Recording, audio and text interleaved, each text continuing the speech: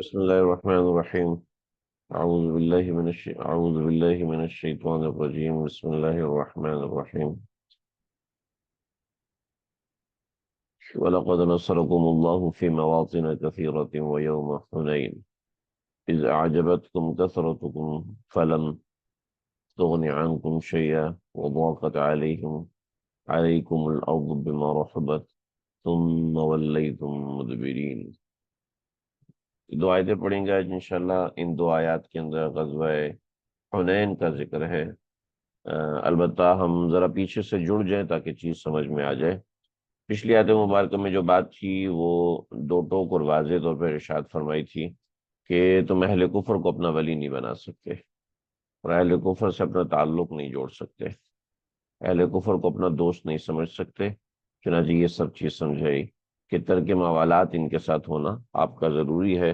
اگر آپ کا ان کے ساتھ ترک موالات نہیں ہوگا تو آپ کے معاملات جو ہیں، آپ کے ایمان کی کوئی گارنٹی نہیں، آپ فاسقین میں شمار ہو سکتے ہیں.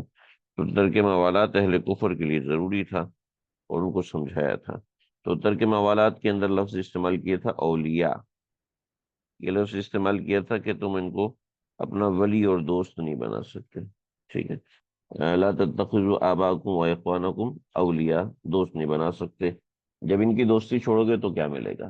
جب ان کی دوستی چھوڑو گے تو اللہ کی دوستی ملے گی. ان کی ان کا تعلق چھوڑیں گے تو اللہ کا تعلق ملے گا. ان کی مدد کے سہارے کو چھوڑیں گے تو اللہ کی مدد کا سہارا ملے گا.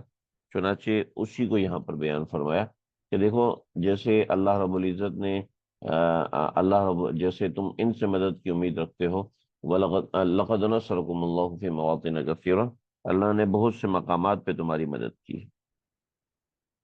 بہت سے میدان، مواطن کہتے ہیں میدان کو، تو اللہ نے بہت سے میدانوں میں تمہاری مدد کی ہے. جب اللہ نے بہت سے میدانوں میں، مواطن کہتے ہیں میدان کو، اور میدان کی جمع ہے میادین، اور موطن میدان جنگ، بیٹل فیلڈ. ٹھیک ہے، میدان جنگ. لَقَدْ نَصَرَكُمُ اللَّهُ فِي مَوَاطِنَ كَثِيرَةٍ، اللہ نے بہت سے مواقع پہ تمہاری مدد فرمائی ہے. وَيَوْمَ حُنَيْن، اور اس کے ساتھ واضح کر دیا کہ حنین کے دن بھی اللہ تعالیٰ نے تمہاری مدد فرمائی. حنین کے دن اللہ رب العزت نے خاص طور پہ مدد فرمائی ہے مسلم قوم کی، مسلم امہ کی. اور اس دن مسلمانوں کے اندر کچھ پریشانی تھی، اور وہ پریشانی اللہ رب العزت نے واضح وَيَوْمَ حُنَین، اور حنین والے دن. حنین والے دن کیا تھا؟ حنین والے دن کو تھوڑا سا ہم جغرافیکلی سمجھیں گے اور سمجھنے کی کوشش کریں گے کہ حنین کو آخر کیا ہوا تھا. نبی علیہ الصلوۃ والسلام،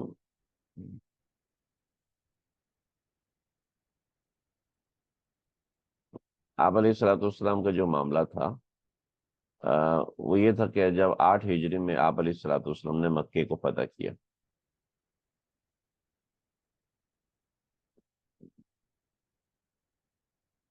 یہ آپ کے سامنے ایک چھوٹی سی میں نے اسکرین کھولی ہے، آپ کو امیدہ نظر آ رہی ہوگی. یہ اسکرین آپ کے سامنے ہے، اور یہ جو آپ کے سامنے کرسر بنا ہوا نظر آ رہا ہے یہ حنین ہے. ٹھیک ہے، یہ جو مقام بنا ہوا آپ کو نظر آ رہا ہے یہ حنین ہے. اور حنین کی وہ جگہ ہے جو کہ میدان جنگ بنی تھی مسلمانوں کے لیے. یہ مقام حنین کا ہے، جو تھوڑا سا میں نے وائٹ کرسر سا لگایا ہوا ہے. اور تھوڑا سا اس کو سمجھیں گے، ہم اس کو دیکھنے کی کوشش کریں گے. آپ کے سامنے ہم نے اس کو تھوڑا زوم آؤٹ کیا تو یہ ایک جگہ بنتی ہے.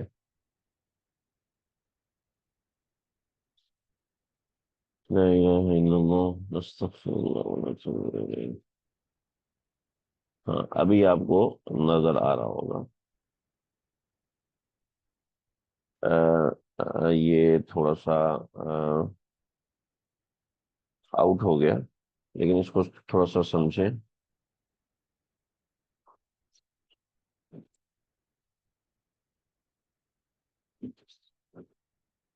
اس کو تھوڑا واضح طور پہ سمجھنے کے لیے آپ کو تھوڑا سا غور کرنا پڑے گا اپنے موبائل میں، جو جو مقام میں پوائنٹ کروں گا اس کو تھوڑا سا آپ کو کلیئر کرنا پڑے گا۔ یہ دیکھیں، یہ جدہ ہے، ٹھیک ہے، اور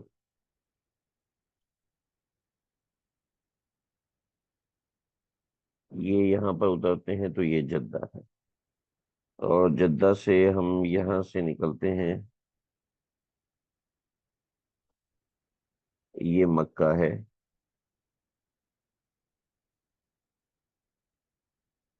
یہ آپ کو جو جگہ نظر آ رہی ہے یہ مکہ ہے، اور اس کے بعد اگلا مقام جو ہے وہ طائف ہے، یہ طائف، یہ طائف ہے۔ تو آپ علیہ الصلوۃ والسلام نے یہاں سے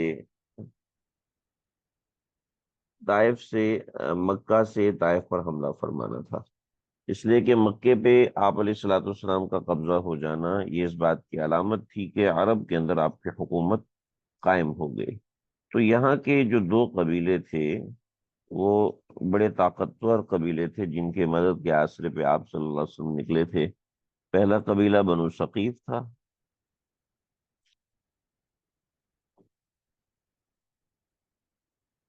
اور دوسرا قبیلہ بنو حوازن تھا۔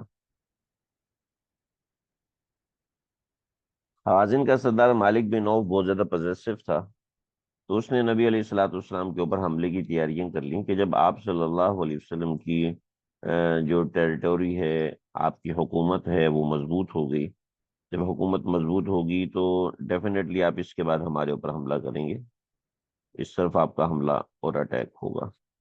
تو یہ مالک بن عوف کو اس بات کا ڈر تھا۔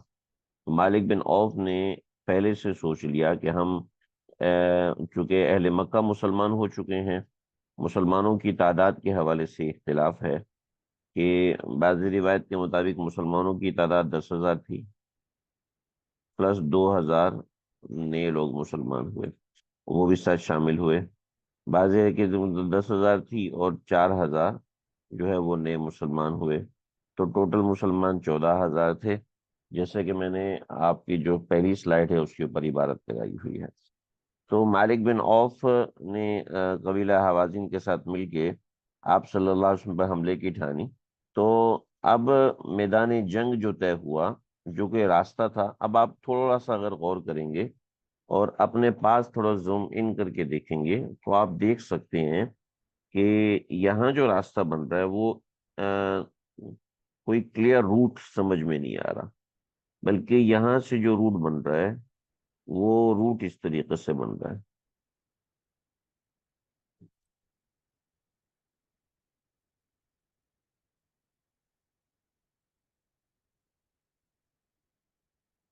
یہ جو روٹ بن رہا ہے یہ اس لحاظ سے روٹ بن رہا ہے، گو کہ آج کے زمانے میں یہ ابھی کے جو جدید راستے ہیں، ان جدید راستوں میں پہاڑوں کے اندر سے راستے بنے ہوئے ہیں، مگر اس وقت جو روٹ بن رہا تھا وہ یہ بن رہا تھا۔ اور یہ جو روٹ ہے، یہ طائف کے اوپر اٹیک کا جو روٹ ہے، یہ روٹ جو ہے وہ اس میدان سے، اس مقام سے گزرتا تھا۔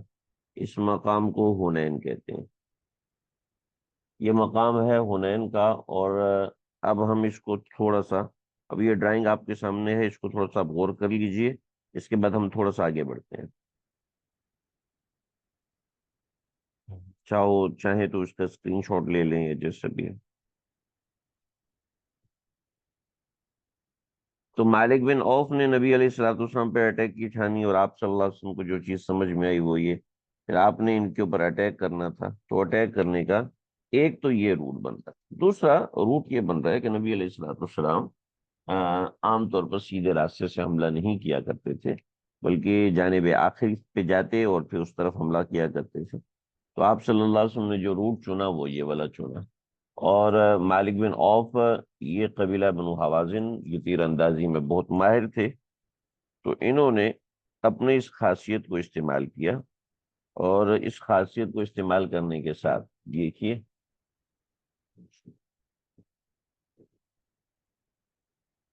یہ حنین کا وہ مقام ہے جو کہ حنین کا بیٹل فیلڈ بنا، میدان جنگ بنا۔ اس کو میں جہاں تک زوم کر سکتا تھا میں نے کیا۔ اب اس پہ غور کر سکتے ہیں کہ اس میدان جنگ میں جو راستہ بن رہا تھا وہ اس طریقے سے راستہ بن رہا تھا۔ یہ ادھر بھی پہاڑ ہے، یہ سارا پہاڑ ہے، اور یہاں بھی پہاڑ ہے۔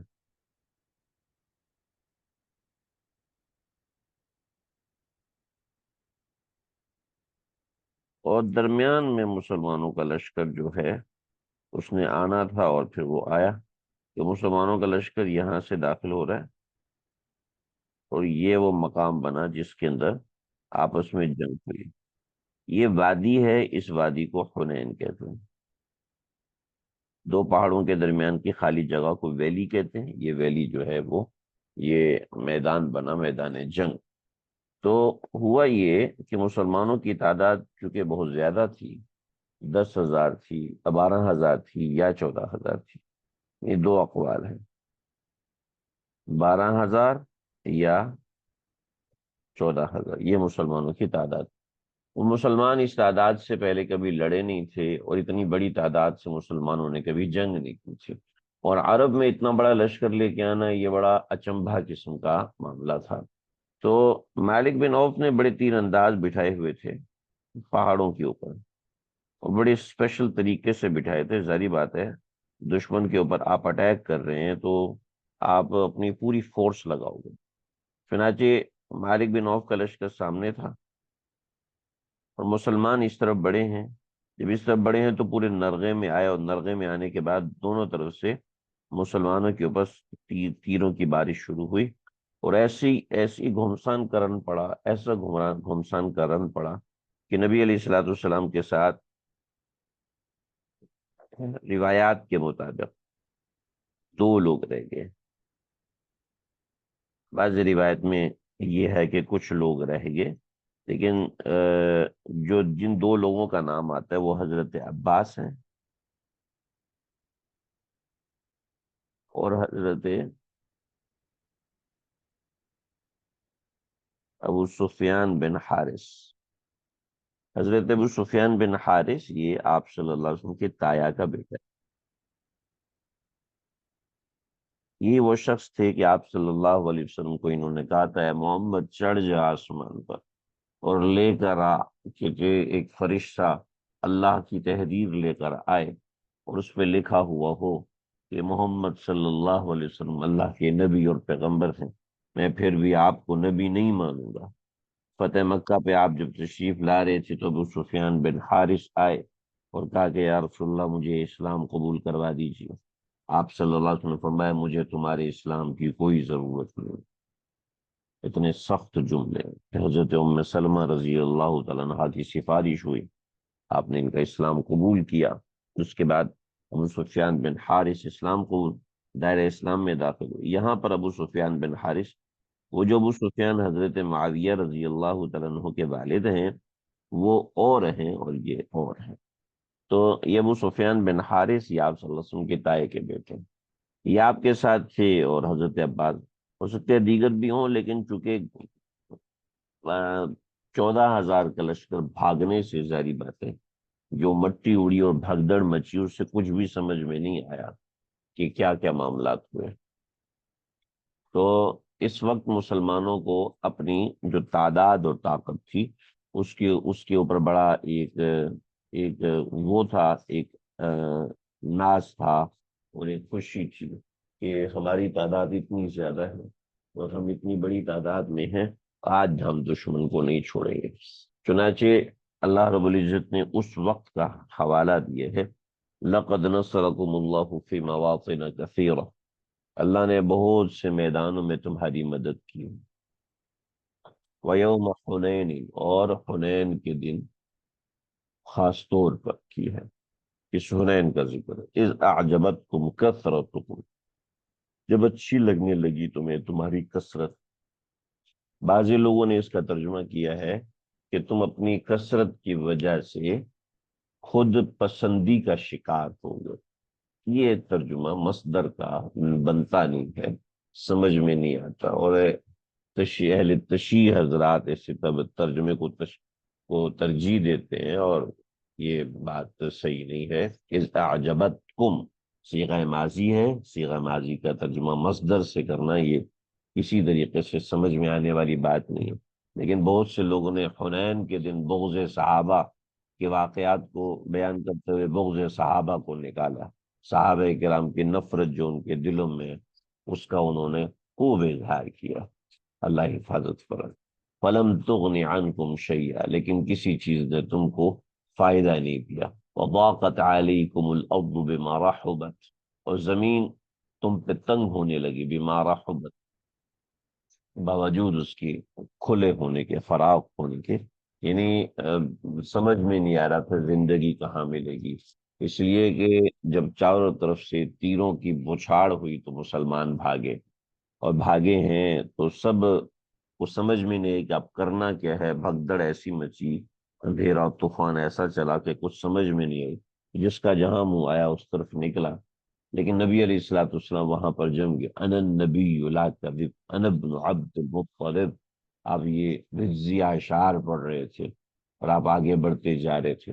حضرت عباس رضی اللہ عنہ بعض روایت کے مطابق ساتھ تھے، اونٹ روکنے کی کوشش کی کہ آپ صلی اللہ علیہ وسلم کو نقصان نہ ہو جائے، تو آپ صلی اللہ علیہ وسلم اونٹ سے اترے اور آپ اپنی تلوار لے کے آگے بڑھے، اور آپ نے یہ رجزی اشعار پڑھے کہ انا النبی لا کذب، میں پیغمبر ہوں جس کو جھٹلایا نہیں جا سکتا، وانا ابن عبد المطلب، وانا ابن عبد المطلب، اور میں ابن عبد المطلب ہوں، اپنے دادا کی طرف نسبت فرمائی کہ دادا کی نسبت سے جو چیزیں ہیں، کیونکہ وہ بہادری میں مشہور تھے تو اس وجہ سے ان کی نسبت فرمائی۔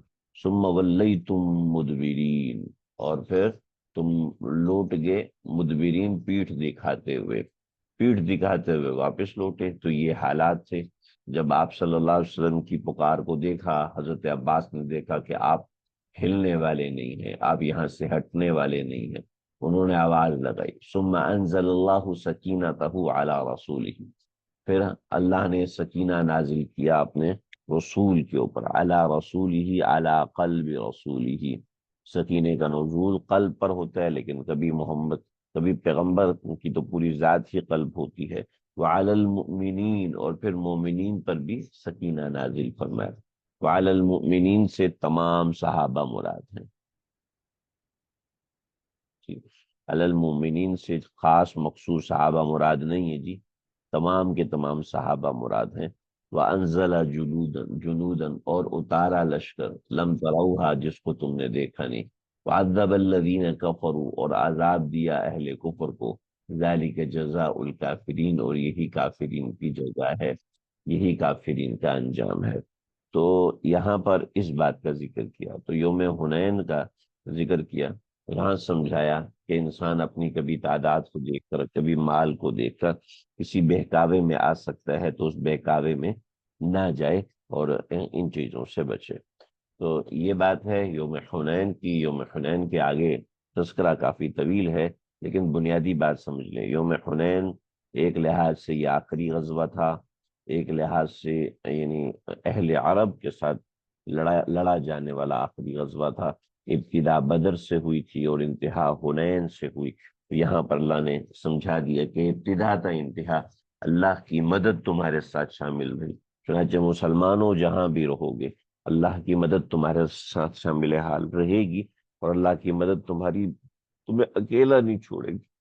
چنانچہ مومنین کو ذہن میں رکھنا چاہیے، ہر معاملے کے اندر ایک اللہ کی مدد کا عنصر شامل رکھے، کہ کیونکہ مومن تو اللہ کا ولی ہے نا، مومن کی ولایت تو اللہ رب العزت کے ساتھ ہے، مومن کی ولایت کا تعلق جب اللہ کے ساتھ ہے کہ لا تتخذوا آباءکم وابناءکم اولیاء، اولیاء ان کو نہیں بنانا، ٹھیک ہے، جب اولیاء ان کو نہیں بنانا تو اولیاء کس کو بنانا ہے؟ اللہ کو بنانا ہے، اور اللہ نے ماضی میں بھی تمہاری مدد کی ہے یہ سمجھایا، اور اس کے واقعات کی نشاندہی فرمائی، اور آگے بھی تمہاری مدد فرمائیں گے، یہ ذہن میں رکھنا۔ چنانچہ مومن کسی بھی وقت کسی بھی لحاظ سے اس بات سے مایوس نہ ہو کہ میں اکیلا رہ گیا ہوں، یہ مجھے تنہائی رہے گی، بلکہ اللہ کی مدد ہمیشہ ہمیشہ اس کے ساتھ رہے گی۔